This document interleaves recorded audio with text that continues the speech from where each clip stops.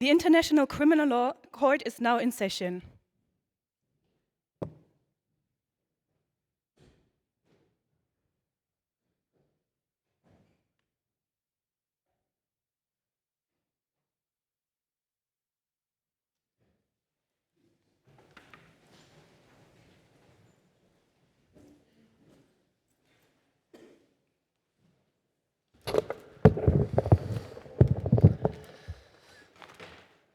So, good afternoon to everybody. We are gathering today in this courtroom on the status conference of the pretrial Chamber 1 in the case the prosecutor against Mr. Jasper Rhodes in the situation of Raspia. In the decisions of 29 November 2024 and 3rd February 2025, the Chamber agreed that three following issues will be addressed in today's status conference. The first one, whether conditions of an absentia hearing are met. The second question, whether Mr. Rhodes' previous conviction in Raspia for the crime of hate speech renders the case inadmissible before the ICC and for renders any prosecution before the ICC a violation of the nebis in idem principle.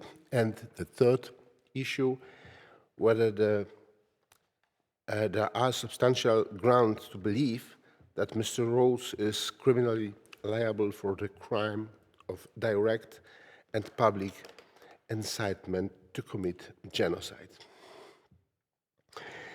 And now, before I give the floor to the parties, please introduce yourself for the record and inform the Chamber how you are going to relocate your time between speakers. I remind you that each team has 25 minutes to present the case, and then 5 minutes for the rebuttals. We will start with the prosecutor team. Please, you have the floor.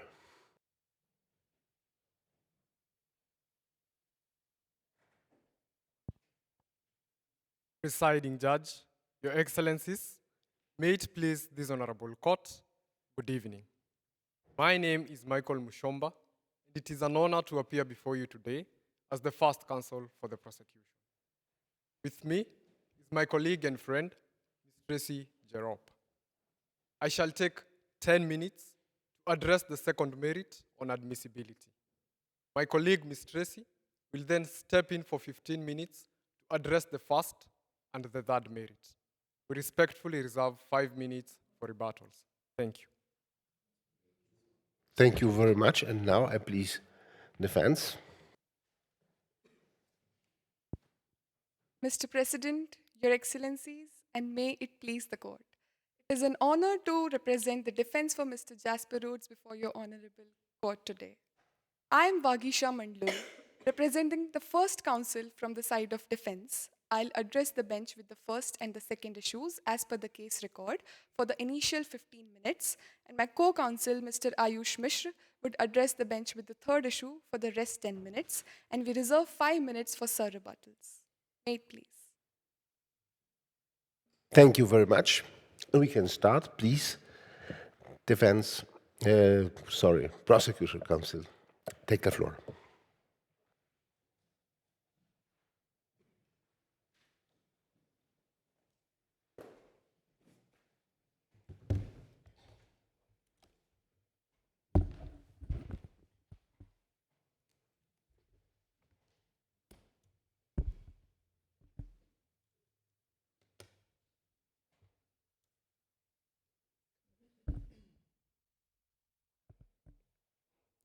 Presiding Judge, Your Excellencies, may it please this Honorable Court. As I had earlier introduced myself, my name is Michael Muchomba. I now proceed to make the substantive arguments for our case, starting with the second merit on admissibility. But before then, Your Excellencies, allow me to contextualize the case and the matters before you today. Your Excellencies, the case before you today is quite monumental, as for the first time in history, since the establishment of this court is faced with a standalone charge of direct and public incitement to commit genocide. For the second time, it is faced with an in absentia proceeding and also an admissibility challenge on the grounds of the nebis in idem principle. But at the heart of these proceedings lies a great injustice against the adrelans inflicted by the accused person, Mr. Rhodes. Through policies and insightful words, he unleashed a decade-long campaign to erase the adrelan religion, encouraging hate, harm, and their permanent destruction. Your Excellencies, throughout our submissions, we respectfully request this court to reaffirm the fundamental principle that never again will the most serious crimes of international concern go unpunished. To that extent, I shall seek to establish that this case is admissible before this court. And on this, we submit that the previous conviction of Mr. Rhodes for the crime of hate speech in Raspia does not render this case inadmissible, neither does it violate the nebis in idem principle. Article 17(1)(c) of the Rome Statute bars a case from the ICC if the accused person has already been tried for conduct that formed part of the complaint before this court. However, this court can still try a person for a trial premised under the chapeau of Article 20, paragraph 3 of the Rome Statute, where 1, the national trials were conducted with an intent to shield the accused person from justice. 2, the national trials were not conducted independently and impartially and were inconsistent with an intent to bring the accused person to justice. Now, these are the prevailing circumstances under which Mr. Rhodes was tried, and we submit that both of these elements have been met. While we intend to rely on both of these elements, it bears mentioning that we only need to succeed on one for this case to be admissible. And so, turning to the first element on an intent to shield the accused person from justice, we submit that the previous trials conducted in Raspia were conducted with an intent to shield Mr. Rhodes from criminal responsibility. Pretrial Chamber 1, 2013 decision in Prosecutor versus Gaddafi and Al-Senussi at paragraph 200 stated that national trials conducted with an intent to shield the accused person from justice should be assessed on a case-by-case basis. Noting that neither the Rome Statute nor judicial decisions from the ICC give further guidance on what amounts to shielding, we rely on the preparatory works to the Rome Statute. Specifically, the 1996 International Law Commission Draft Code and the Syracuse draft to the Rome Statute that stated that factors such as inadequate sentences that do not adequately commensurate the gravity of the crime the accused person was charged with can indicate an element of shielding the accused person. Now, this is the prevailing circumstances under which Mr. Rhodes was sentenced. Given the crime that Mr. Rhodes had committed, that of inciting hatred and violence against the Adrelan group, his sentence was reduced significantly from one of 5 years to 2 months, a sentence he had already served, and by judges who were considered very loyal to Mr. Rhodes. Now, this is evident at paragraph 21 of the fact pattern. It is our submission that this significant reduction in sentence seeks shielding Mr. Rhodes from criminal responsibility. In addition, the appeals chamber decision of 2014 in Prosecutor versus Gaddafi and Al-Senussi stated that factors such as lack of independence and impartiality of judges can indicate an element of shielding the accused person. At paragraph 12 and 13 of the fact pattern, it can be inferred that judges in Raspia lacked the aspect of independence, given that they were appointed on discriminatory grounds based on their religious affiliation to Mr. Rhodes. At paragraph 21 of the fact pattern, it is evident that judges lacked the aspect of impartiality.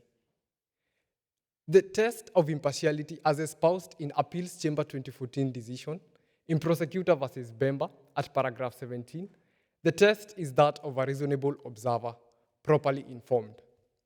At paragraph 21 of the fact pattern, Your Excellencies, it is evident that a reasonable observer, properly informed, deemed these judges to be lacking of impartiality. And this is evident as the judges were known for their loyalty to Mr. Rhodes. Having established this, we establish the intent to shield him from criminal responsibility. As espoused in the Alsenusi decision by the Appeals Chamber at paragraph 2, this intent can be communicated by a violation of right that helps the accused person evade justice. In this case, the violation of right is the lack of independence and impartiality of the judges at the expense of the Adreland victims of his incitement of commission of genocide. The evasion of justice was the acquittal of Mr. Rhodes by a mere sentence of 2 months, a sentence he had already served in prison. And this sentence could not be appealed to the Supreme Court, since these judges were also considered to be very loyal to Mr. Rhodes, and their judgment would unlikely deviate from the appeals court judgment. Having established that both elements under the Article 20, paragraph 3 of the Rome Statute has been met, we humbly implore this court to assume admissibility and reaffirm that never again will the most serious crimes of international concern go unpunished. It has been an honor submitting before this court. I now cede the floor to my co-counsel, Ms. Tracy Jerop. Thank you.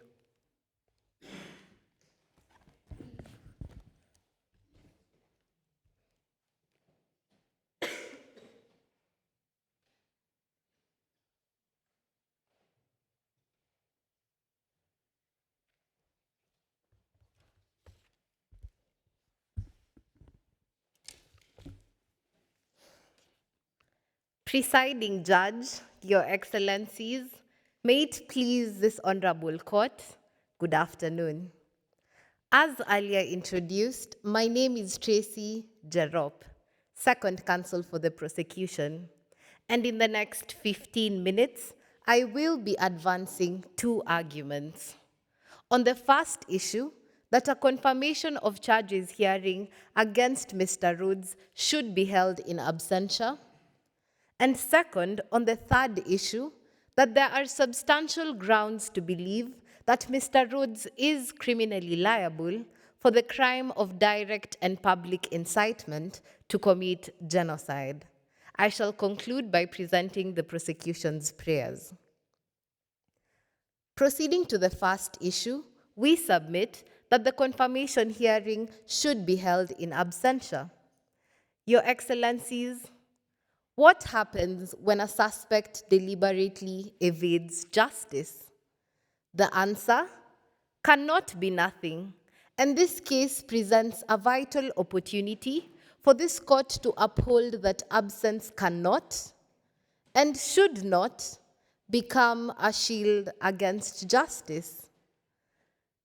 There are 2 conditions for holding a confirmation hearing in absentia in the exceptional circumstances that a suspect cannot be found, including first, that all reasonable steps should have been taken to secure their appearance and inform them of the charges. Second, the chamber must decide that there is cause in the interest of justice to hold such a hearing in absentia. This is set out under Article 61, 2b of the Rome Statute. Beginning with reasonable steps, the Rome Statute does not define what constitutes reasonable steps. However, the 2024 pre-trial decision of Prosecutor versus Korner at paragraph 35 held that the standard of all reasonable steps is dependent on the sufficiency and adequacy of all actions taken. Moreover, at paragraph 50, the court highlighted 3 guiding features to establish sufficiency and adequacy. That is, whether the registry's efforts were varied, extensive, and targeted. In the present case, the registry's efforts reflect all three features, as they not only mirror the efforts undertaken in Prosecutor versus Corney, but do so while overcoming additional challenges such as insecurity in ESCOS and the uncooperative state of Prala. First, in terms of variation as set out in page 7 of the facts, we find that the registry combined digital tools such as the ICC website and social media to traditional platforms such as newspapers and in-person meetings. Second, the efforts were extensive, reaching global audiences through the use of several international news media, as seen in the last paragraph of page 7 of the facts, coupled with the use of podcasts reaching 6 million people. And third, the efforts were targeted, focusing on Raspia, Croila, and Prala, countries where Mr. Rhodes is believed to be located. Notably, the Prowling Prala podcast even featured translations to the Pralan language in an effort to target local audiences. Taken together, these efforts demonstrate both sufficiency and adequacy. Your Excellencies, at this point, we anticipate that the defense may attempt to dissect each and every measure in isolation. But as confirmed by the 2024 pre-trial decision of Prosecutor versus Corney at paragraph 56, these measures should not be assessed in isolation, they must be viewed together. And in the present case, newspapers must be read alongside podcasts and social media alongside diplomatic channels. We must recall that the law does not demand perfection, it demands reasonability. Do you have a question? Yes. You say you anticipate the defense may try to deal with matters individually. Yes. But are you suggesting that the fact that each measure in itself, if inadequate, nonetheless taken together, make an adequate measure? Is that what you're saying to us? Supposing, as you say, the defense take apart each single item, is it your argument that, however, if you take all of them together, that makes them effective? Your Excellency, our argument is that when taken together, they do amount to reasonable steps, and even when picked apart, they still amount to reasonable steps, given that none of the individual measures are inadequate. And given this, Your Excellency, we ask this court to find that given the varied, extensive, and targeted nature of the registry's efforts, then they would amount to all reasonable steps having been taken to locate Mr. Rhodes, secure his appearance, and inform him of the charges. Turning to the second requirement under Article 61(2)(b, we submit that there is cause in the interest of justice to hold such a hearing in absentia. In determining whether there is cause, the court must balance the fair trial rights of the accused on one hand against the broader interest of justice. And this court, in its 2013 pre-trial decision of Prosecutor versus Gaddafi at paragraph 30, set out the relevant considerations that need to be taken into account, including first, whether there would be any prejudice to the suspect's fair trial rights, where in this case, they would not be prejudiced given that, as earlier demonstrated, all reasonable steps have been taken to inform Mr. Rhodes, thereby preserving his right to be properly informed. Additionally, as seen in paragraph 4 of the facts, Mr. Rhodes is represented by a competent defense counsel, thereby preserving his right to be present. The second consideration that needs to be taken into account is the gravity of the alleged crime, and third, the central role of the suspect in their perpetration. Given that these last two elements are closely intertwined, we shall address them simultaneously as we advance to the third issue, where we submit that there are substantial grounds to believe that Mr. Rhodes is criminally liable for the crime of direct and public incitement to commit genocide. Your Excellencies, genocide rarely begins with weapons. It begins with words, words that divide, dehumanize, and ultimately destroy. Article 25(3)(e) of the Rome Statute requires two elements of direct and public incitement. That is, first, the actus reus, and second, the mens rea. Beginning with the actus reus, the 1998 ICTR decision of Prosecutor versus Akayesu at paragraph 771 held that incitement must be both direct and public.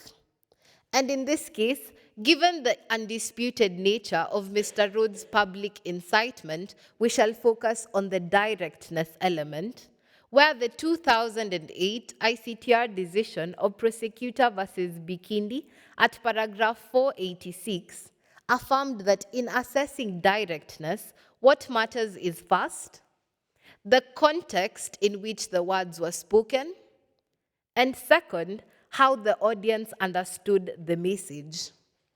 In this case, the context is one of systemic exclusion. As seen in paragraph 12 of the facts, from the moment Mr. Rhodes became president, he instituted policies that excluded the Adrelans from government and public life. This context grew even more volatile in paragraph 15 of the facts, with the emergence of a radical subgroup known as the Resistance, which carried out a series of bombings. Mr. Rhodes then seized this moment, not to distinguish between this group and the broader Adrelan population, but to combine the two. He painted all Adrelans as terrorists using general terms such as Adrelan neighbors, Adrelan threat, and Adrelan oppression.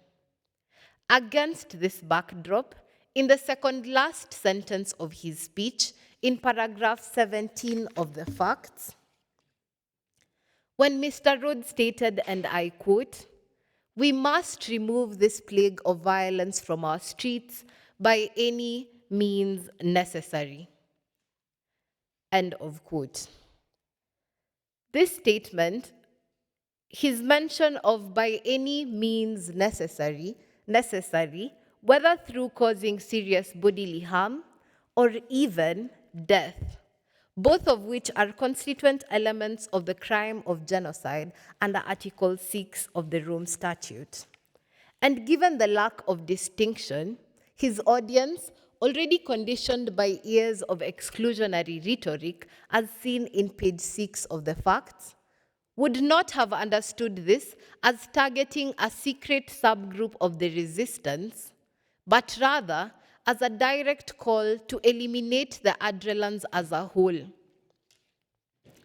And given this, Your Excellency, we ask this court to find that the statements of Mr. Rhodes were not only public, but also direct, thus satisfying the actus reus elements. Turning to mens rea, the mens rea of direct and public incitement requires two elements. First, the intent to commit genocide, and second, the intent to provoke others to commit genocide. We submit that both these elements have been met. On the first element of intent to commit genocide, as it was held in the 2003 ICTR decision of Prosecutor versus Niyitegeka at paragraph 436, a resolve to destroy in whole or in part can be shown through an analysis of the content and the implications of the language used. Beginning with the content of Mr. Rhodes' words, In the second sentence of his speech, in paragraph 17 of the facts, when Mr. Rhodes stated, and I quote, "It is impossible for this country to survive with them in it," end of quote. This statement reveals genocidal intent as it presents the mere existence of the Adrelan group as being incompatible with the nation's survival. Moving beyond a call for self-defense, it creates an implication that for Raspia to live, the Adrelans must not. Such statements, coupled with his position and authority, clearly demonstrate an intent to commit genocide. And turning to the second element of intent to provoke others to commit genocide, the 2006 ICTR decision of Prosecutor versus Muvunyi at paragraph 126 held that this intent may be inferred where the suspect created a particular state of mind in his audience necessary to commit genocide. And this state of mind can be facilitated through two factors. That is, first, the use of dehumanizing language, and second, the portrayal of a group as a threat. In paragraph 17 of the facts, Mr. Rhodes not only dehumanized the Adrelans by reducing them to a mere plague, but also portrayed them as a threat using labels such as terrorists and Adrelan threat. This portrayal as a threat made it necessary to eliminate them in order to preserve the safety of the Raspians. Such statements clearly demonstrate an intent to provoke others to commit genocide. Having satisfied both the actus reus and mens rea elements, the prosecution submits that there are substantial grounds to believe that Mr. Rhodes is criminally liable for the crime of direct and public incitement to commit genocide. Your Excellencies, the words of Mr. Rhodes were not the words of a leader seeking to protect his people. These were not cautious warnings, nor were they the measured words of a president navigating crisis.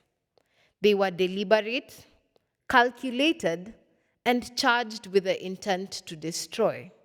We therefore ask this court to find that these were not words of leadership, but rather weapons charged at ordinary Adrelan civilians. Consequently, we ask this court to find that first, this case is admissible before this court. Second, that the requirements for holding a confirmation of charges hearing in yes, Your Excellency. Second, that the requirements for a confirmation hearing in absentia have been met. And third, that there are substantial grounds to believe that Mr. Rhodes is criminally liable for the crime of direct and public incitement to commit genocide. Yes, what you haven't really explained, however, have you, is why we should take what is still a highly unusual step of holding a confirmation hearing in absentia, given that unlike Coney, that you've quoted quite correctly to us, who's been on the run for something in the region of 10 plus years, all of this is very recent. Yes. Indeed. So why should we effectively deny this man the rights that he would otherwise get? Your Excellency, in answering your question, we do note that it has been the norm of the court that victims have had to wait for a substantial amount of time before getting justice. And in Prosecutor versus Coney, where a confirmation hearing was held only after 17 years had passed, we note that in the 2023 pre-trial decision of Prosecutor versus, seeing as my time is up, can I finish answering this? Thank you.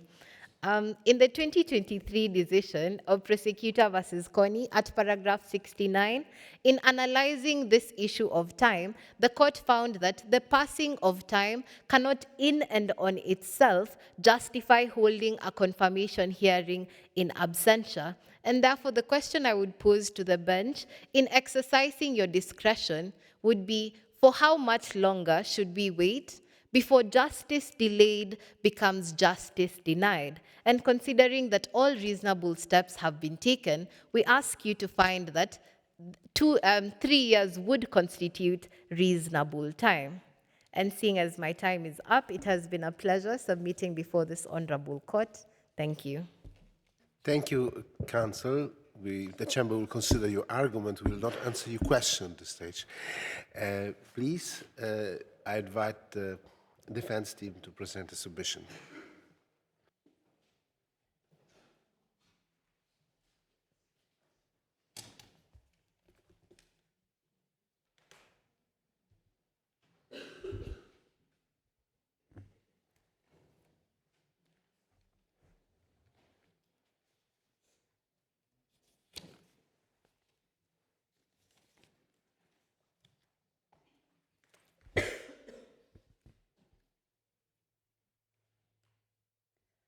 Mr. President, Your Excellencies, and may it please the court. This case is based on uncertain evidences and a procedure that fails to meet this court's standards. Responding to the prosecution's case, I'll address the bench with the first and the second issues according to the case record, and my co-counsel would address the bench with the third issue. Turning to the first issue at hand, that no requirements for a confirmation of charges hearing in absentia against the suspect Mr. Jasper Rhodes have been met. We submit that the conditions under Article 61(2)(b of the Rome Statute must have been met out conjunctively for the prosecution's case to stand, which is not the case today. We submit this on the basis of 3 unfulfilled conditions. First, that the suspect does not classify as someone who has fled or cannot be found. As per the latest position of law settled by the appeals chamber in the case of the prosecutor versus Joseph Connie at para 45, unavailability of the suspect, despite all reasonable steps having been taken to secure his appearance before the court, classifies him as someone who has fled or cannot be found. Since all reasonable steps have not been taken, by necessary implications, he does not classify as someone who has fled or cannot be found. Which brings me to my second condition, that all reasonable steps to secure Mr. Rhodes' appearance, to notify him of the charges against him, and that an in absentia hearing would take place against him have not been taken. Your Excellencies, the prosecution has tried to conflate quantity of efforts with legal sufficiency. However, the prosecution's case is superficial and it collapses under scrutiny since it does not fulfill the sufficiency and adequacy threshold settled in the case of Connie, which is only met out when all steps that could have possibly been taken to attain the objective of securing appearance are duly taken, which is not the case at hand today. We submit this on the basis of 3 grounds. First, unlike Connie, the registry has failed to urge cooperation from law enforcement agencies to actually secure appearance of Mr. Rhodes before the court. Secondly, that the outreach measures taken were merely passive in nature. As settled in the Connie case at para 52 of the first decision, publication and advertisement of the charges against the suspect must have been made in the communication preferences of the local audiences where the suspect is believed to be located in. However, the podcasts Prowling Prala and Raspy on the Record, mentioned in Exhibit 2 at page 8, had only a very limited reach at merely the border regions of Prala and not the mainland of it, where the suspect is particularly rumored to be present in as per para 23 of the case record. Furthermore, an entire English podcast, which was primarily meant for the Pralan audience, held only a 10-minute segment in the Pralan language, and the precise point of such segment throughout an entire English podcast is unknown. Therefore, it is highly unreasonable to presume that the Pralan audience must have listened to it in the first place. Thirdly, since the ICC has not exhaustively opined so as to what constitutes all reasonable steps to inform a person, an absent suspect of the charges against him, pursuant to Article 21, Para 3 of the statute, we place reliance on an ECHR's decision in Somogi versus Italy at Para 76, which notes that any information provided through media sites or internet sources must be regarded as vague and informal, since notifying the suspect of the charges against him is a legal act of great importance. Turning to the last limb of the issue, that there exists no good cause to hold an in absentia confirmation of charges hearing against Mr. Rhodes. We submit that an in absentia confirmation hearing is a deviation from the general procedure of law, and it must only be exercised in exceptional circumstances which the prosecution has failed to establish. While the prosecution has placed heavy reliance on the Corney case, Your Excellencies, it becomes crucial to note that in that particular case, the court concluded in favor of having an exceptional circumstance by according substantial weight to the fact that victims were waiting to voice their views and concerns for 18 long years. On the contrary, in the present case, the victims already had the opportunity to voice their views and concerns in the domestic proceedings against Mr. Jasper Rhodes, wherein he was in fact duly convicted and punished. Secondly, unlike the Corney case, wherein the final conviction of one of the co-suspects, Dominic Ongwen, indicated potential availability of evidences of crimes allegedly committed by Mr. Corney. However, in the present case, there is no indication of any arrested or convicted co-suspects, which would further indicate any potential availability of evidences against Mr. Jasper Rhodes. Thirdly, we submit that there is a bar on trial in absentia under Article 67(1)(d), and provided that there is no aggravating circumstance or any possibility presented that Mr. Rhodes would be apprehended in the future, conducting an in absentia confirmation of charges hearing becomes futile. Therefore, according to the budgetary implications of the court, the limited resources of the court must be utilized in securing appearance of the suspect rather than deviating from the general procedure of law and conducting an in absentia hearing without any exceptional circumstances at hand. Therefore, we submit that the prosecution's request must be dismissed. With this, allow me to proceed with the second issue of the case record, that the case is inadmissible. Before you move on then, is there any other steps that you can tell us that, in your view, the prosecution should have taken to secure the attendance of the accused? Your Excellencies, we submit that engagement from law enforcement agencies could have actually secured his appearance.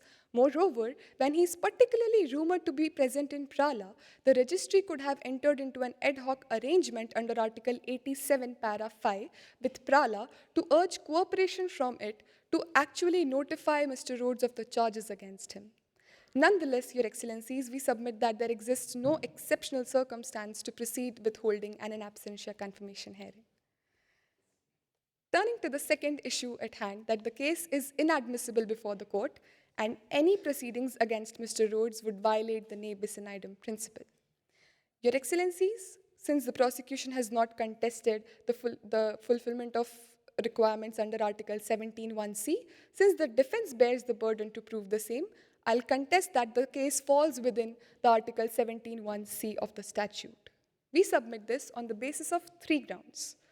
First, that the suspect has already been tried by another court and the decision is final.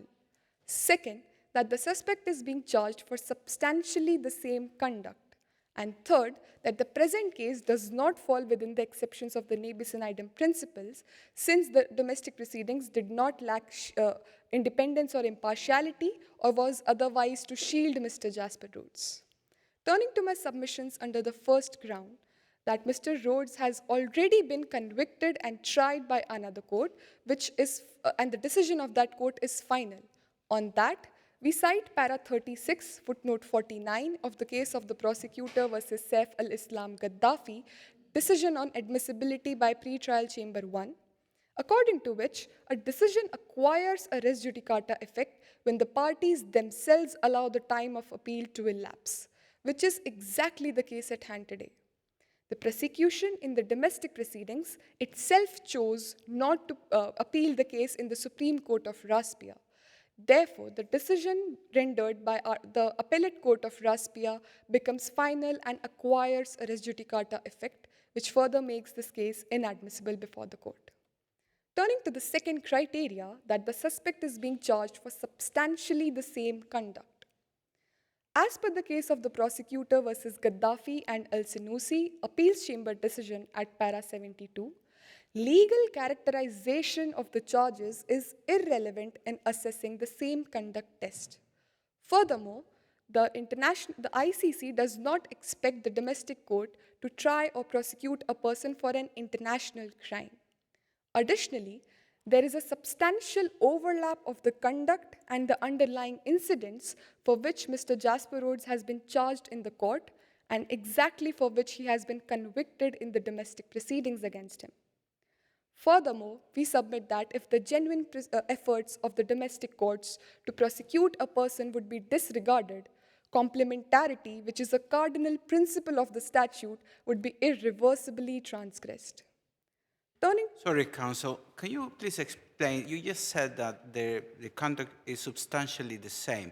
Could you please give us what are the main characteristics making the conduct substantially the same between the conviction he had and the charges before this court? Your Excellencies, his speech acts forms the crux of the allegations against him before Your Excellencies. And his speech acts are exactly the conduct for which he has already been convicted by the domestic court of Raspia. Therefore, we submit that there is a substantial overlap, a large degree of overlap of the conducts for which he has been charged and for which he has already been duly convicted. And therefore, the substantially the same conduct test stands fulfilled. If that answers Your Excellency's query, allow me to proceed with the third criteria, that the present case does not fall within the exceptions of the ne bis in idem principle, since the domestic proceedings was not to shield Mr. Jasper Rhodes or otherwise lacked independence or impartiality. Your Excellencies, the prosecution has tried to highlight that the judiciary was in fact appointed by Mr. Rhodes. On that, we submit that mere fact of appointment does not raise doubt on the judiciary to not be independent or impartial. There needs to be more grounds and more factors, more evidences, concrete evidences to be very specific, presented before the court in order to conclude that the judiciary was lacking independence or impartiality. We cite the case of Bellilos versus Switzerland at para 66 by ECHR pursuant to Article 21, para 3 of the statute.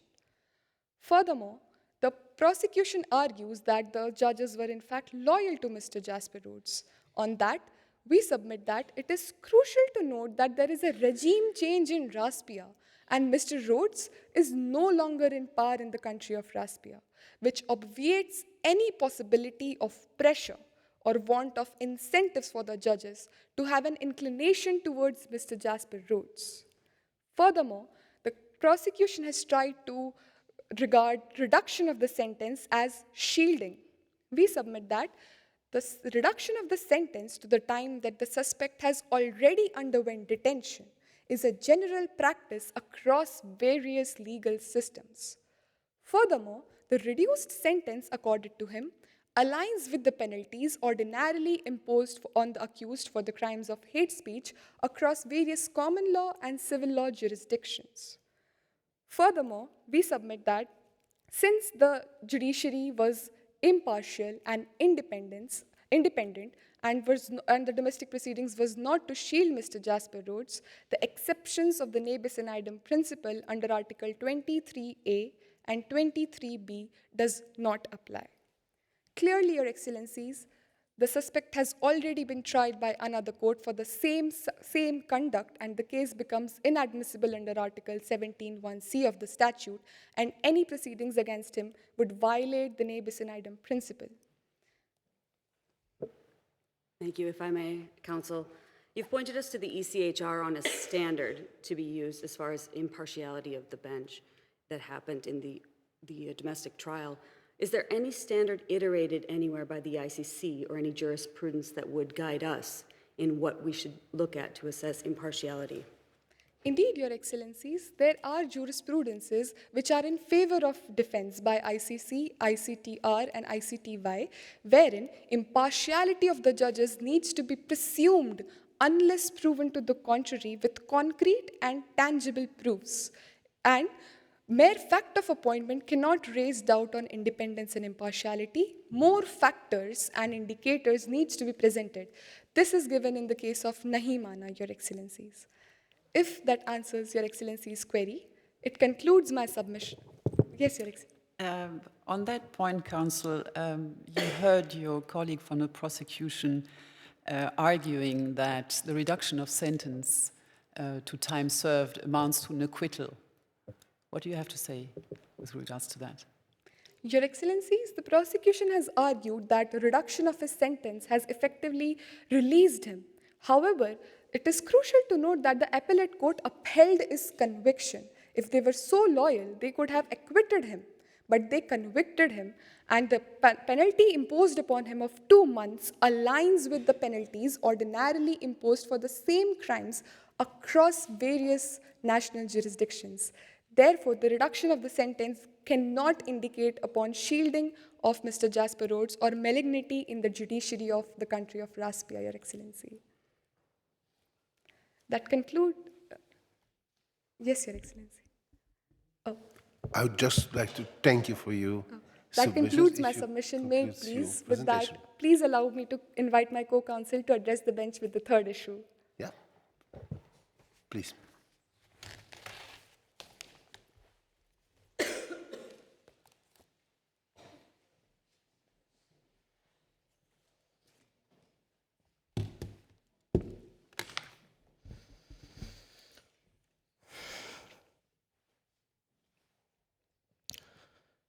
Madam President, Your Excellencies, may it please the court.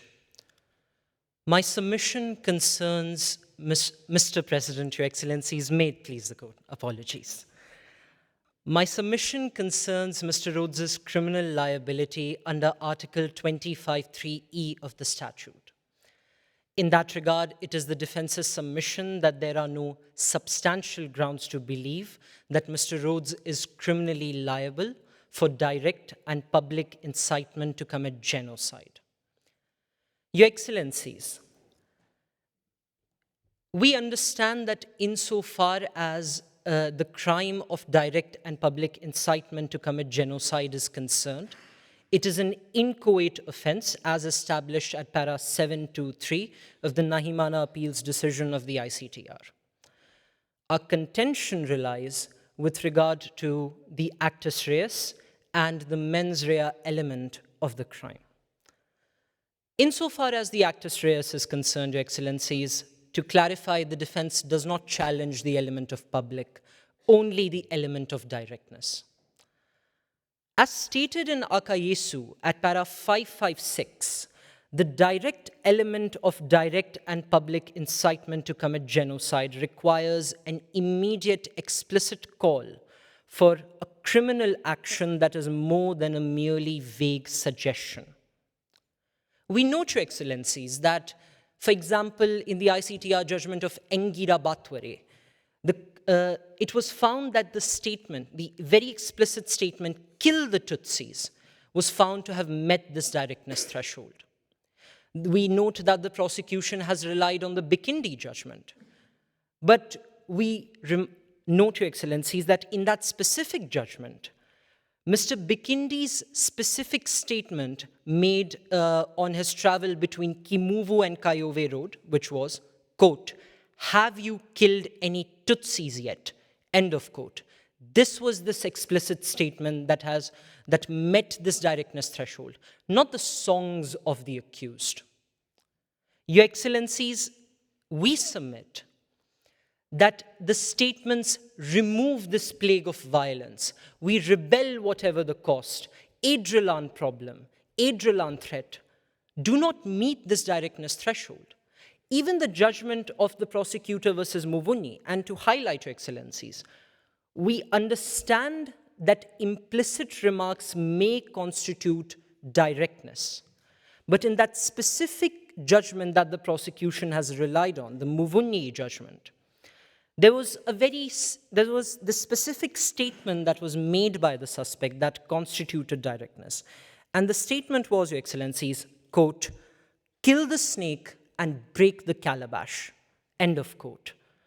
Your Excellencies, this specific statement was widely understood in the context of the Kinya-Rwanda language and the Rwandan society as a reference to the ethnic Tutsi population and a call for their extermination. There is nothing to explain, there's nothing to suggest from the facts of the case that statements such as plague of violence, Adrilan threat, rebel whatever the cost, was understood to be direct.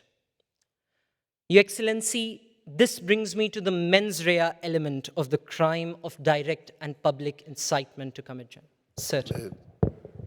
Counsel, in one of the posts, you could find a statement that call to neutralize the barbarism. How do you understand this call in the context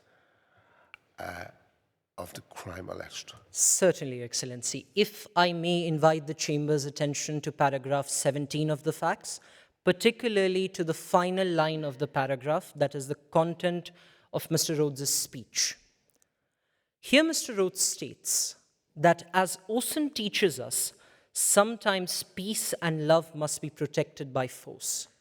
Your Excellencies, as noted in the Bikindi judgment, context, cultural and linguistic, is important to assess directness.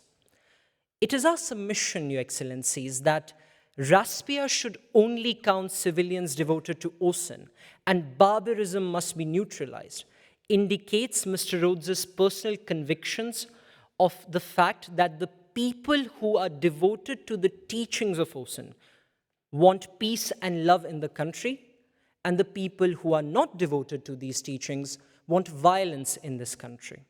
We also note, Your Excellencies, that Mr. Rhodes, in that specific babble that Your Excellency pointed out, states that any other faith is barbarism, and this points to the mens rea element of the crime. I'm sorry, Counsel, but I mean, everything you said up to this point actually kind of confirms the fact that there is a pattern.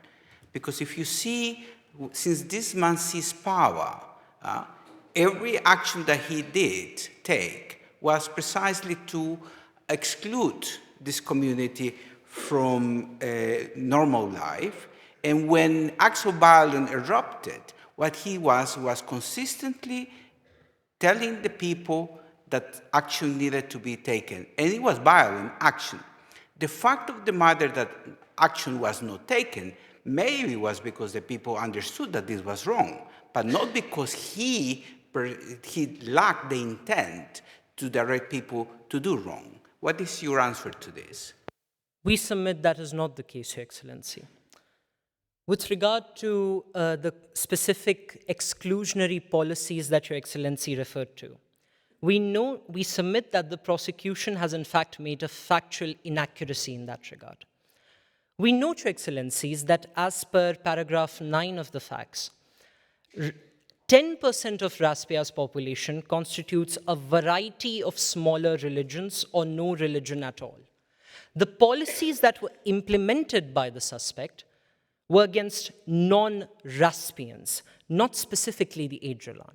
Accordingly, we submit, Your Excellencies, that the policies lacked a dolus specialis, the specific intent to destroy a protected group in whole or in part. Your Excellencies, Gakumbitsi judgment, ICTR at para 253 clarifies what destruction means. It means physical and biological destruction, not discriminatory measures, not marginalization, not excluding certain religious communities from attending the best universities in the country. We submit to Excellencies that the prosecution has failed to establish that Mr. Rhodes had this specific intent to destroy the Adrilan. And this brings me to the specific point regarding taking up arms, Your Excellency, and the fact that Mr. Rhodes urges citizens to fight the terrorists in the neighborhood. We submit to Excellencies that, as noted in paragraph 8 of the facts, Raspia is a middle-income country. We also note to Excellencies that Mr. Rhodes states that our soldiers are doing all they can to protect us from the Adrilan threat. It is our submission that Mr. Rhodes's call to take up arms indicates a helpless state of being in Raspia. The fact that this is a middle-income country struggling to establish peace and security in the country, the fact that the speech and the social media posts were all made during this 1 year of bombing that killed 216 civilians and injured 2,000. This does not indicate an intent to destroy a protected group, but to restore peace in the country. Your Excellency, with regard to the prosecution's assertion that the resistance and the Adrilan, that Mr. Rhodes adopted a group rhetoric, if I may take a few seconds to... Please continue for 1 and 2 minutes. Certainly, Your Excellency. Your Excellency, we note that the resistance is a sporadic group. Why does the prosecution expect this sporadic and informal group to be addressed by the president of Raspia with its formal name? Your Excellency, we note that as per paragraph 15 of the facts, that the stated mission of the resistance was the restoration of Adrilan rights by any means necessary. Accordingly, we submit that statements Adrilan threat, Adrilan oppression are in fact references to the resistance. And on that point, Your Excellency, Nahimana at para 755 appeals decision noted that, for example, how can we state that the phrase Inkotani refers to the RPF or specifically to the Tutsis? It was noted that where there are specific mentions made to certain physical characteristics that are associated with the Tutsis, Inkotani would refer to the Tutsis and not the RPF. But in this case, Your Excellency, Mr. Rhodes specifically states in Evidence Exhibit 1, Raspia citizens have a right to self-defense against the terrorists who are bombing us. He makes no religious references with regard to the use of the word terrorist. That concludes the defense's submissions, Your Excellency. May it please the court. Thank you, Counsel. Please be seated, and the prosecutor team has the right to rebut. You have 5 minutes for your rebuttal.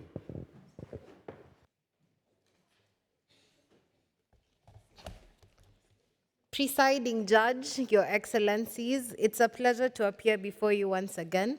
And in the next 5 minutes, the prosecution rises on 3 points of rebuttal. First, on the admissibility challenge, and second, on the issue of direct and public incitement to commit genocide. On the first point of rebuttal, our learned friend has argued that a reduction of sentence alone is not enough to demonstrate an intent to shield. However, the case of the prosecution does not rest on a reduction of sentence alone. We draw attention to the surrounding circumstances upon which this sentence was imposed, specifically on the discriminatory appointment of judges as seen in paragraph 12 of the facts, not based on merit, but on religious affiliation alone. And while we do note that the judicial appointments are commonly made by the executive authorities, such as the president, the UN Basic Principles upheld that discriminatory grounds of appointment based on race, religion, or tribe can indicate a lack of independence and impartiality, and therefore, taken together, we ask this court to find these factors to form sufficiently compelling evidence that goes beyond mere theory or suspicion. And should the court uphold inadmissibility, it risks enabling selective justice where powerful individuals stage sham trials at home and evade true accountability. On the second point of... Sorry, counsel, I need to take you on that because there's one point that the defense did make, which you avoided on the first round, and now I see you are not taking on. And it's the question of exceptionality. This is an exceptional proceeding, hearing in absentia, or a confirmation of charges in absentia, which is the correct term, can only be taken on very exceptional circumstances. That was held by the pretrial chamber 2 at the time when deciding the confirmation of charges in absentia of Connie. What do you have to say? Why is this case exceptional to all other cases? Your Excellency, the exceptionality of this case lies in the fact that the case of Mr. Rhodes meets all the requirements under Article 61 2b. And given that he qualifies as a person who cannot be found, and all reasonable steps have been taken, a confirmation hearing in absentia would first provide an avenue for the victims to air their views and concerns under Article 68(3) of the Rome Statute. Yes. I'm sorry, counsel, and who are the victims in this case? The victims in this case are the people against the Adrelan religious group against which Mr. Rhodes continuously incited genocide against. And in this regard, Your Excellency, this brings us to the second point of rebuttal on specific intent, where the defense has argued that the discriminatory policies do not amount to specific intent. However, we ask this court to note that the prosecution's argument on specific intent does not rest on the imposition of the discriminatory policies alone. We draw the court's attention to the content, to an analysis of the content and implications of the language used, where Mr. Rhodes stated that it is impossible for this country to survive with them in it, creating an implication that for Raspia to live, the Adrelans must not. We further draw attention to the arrest of 30 religious leaders of the Adrelan group who are further subjected to electric shock and sleep deprivation, which we submit constitutes causing serious bodily harm, which is an element of genocide under Article 6 of the Rome Statute. So we ask this court to rely on the legal principle established in Prosecutor versus Jelisic at paragraph 80, where the court held that the destruction of a representative fraction of a group, such as its religious leaders, would be a point from which the court can infer genocidal intent. And given this, Your Excellency, we ask this court to hold in our favor as a finding in the defense, as a finding with the defense would risk opening doors for leaders to weaponize public fear as a shield for genocidal speech. And with that, it has been an honor appearing before this court. Thank you for your attention. Can I, Mr. President, just add one question on the victims? Yeah. You heard that the defense assumes that in the national proceedings against your clients, victims were involved. We actually don't know anything about it. But even if that was the case, how does it play into your submissions? Your Excellency, as you've rightly noted, nowhere in the facts do we see the participation of victims. And in the previous domestic conviction, we also find that the crime was one that was more closely related to hate speech. And given this, Your Excellency, we ask this court to provide justice for the victims by holding a confirmation hearing in absentia, as it would advance the prospects of the case advancing, where Mr. Rhodes would be held for the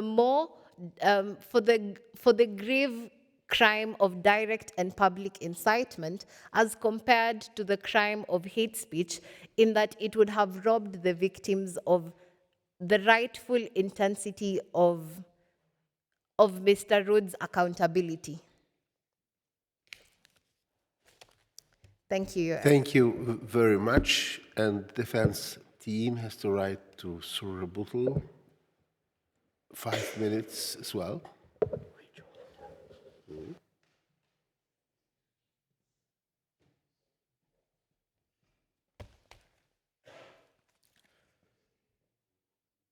Mr. President, Your Excellencies, may it please the court. Your Excellencies, with regard to in absentia hearing, we have pointed out that we do not challenge this principle that the standard is of sufficiency and adequacy, but we point out that all reasonable steps that could have possibly been taken, such as cooperation with law enforcement agencies, an attempt at cooperation with Prala under Article 87, and the point with regard to the podcast used, establish that all reasonable steps that could have possibly been taken were not taken by the prosecution, Your Excellencies. With regard to the admissibility challenge, Your Excellencies, we submit that the prosecution has in fact made a factual inaccuracy. There is nothing to suggest from the facts of this case that the judges were in fact appointed on religious grounds. We also submit, Your Excellencies, that the mere fact of appointment is not sufficient to establish that the judges were not independent or impartial. And we pointed out with regard to the point of conviction, Your Excellencies, and the question here is, and the prosecution kept emphasizing on loyalty, and the question is, why were these judges loyal enough to reduce Mr. Rhodes' sentence, but not loyal enough to not uphold his conviction, Your Excellencies? And with regard to the third issue, Your Excellencies, the question ultimately comes down to, are we here to say that hate speech, incitement to violence, as stated in the Nahimana judgment, constitutes direct and public incitement to commit genocide?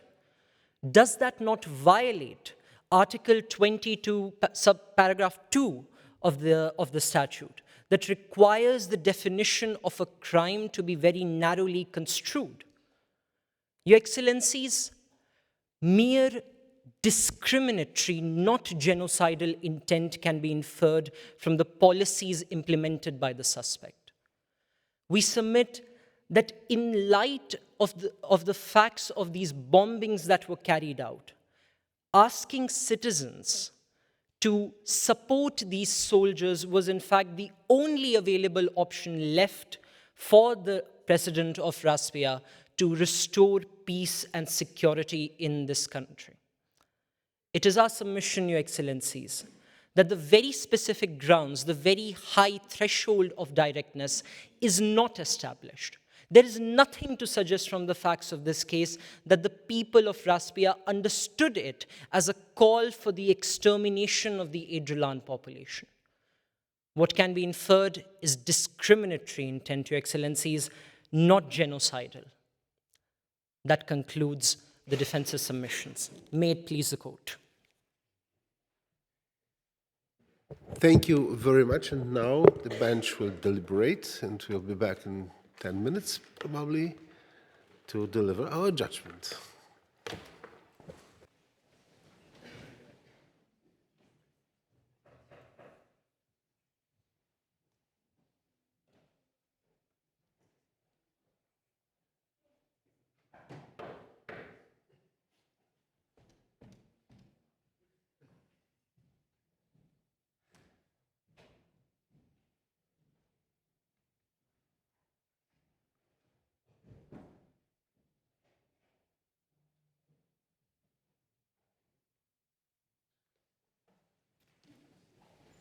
Please be seated.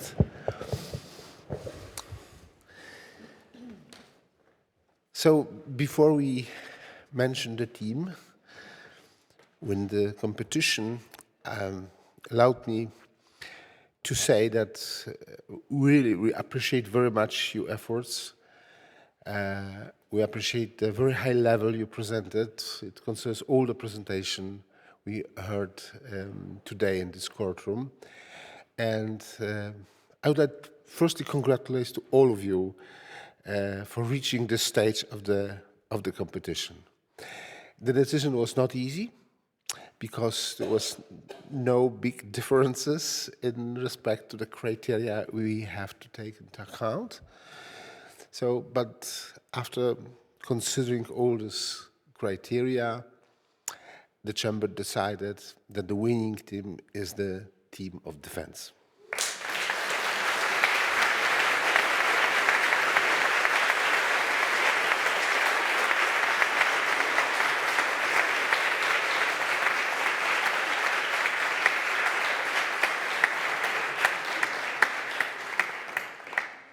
Once again, congratulations, and now the hearing is adjourned.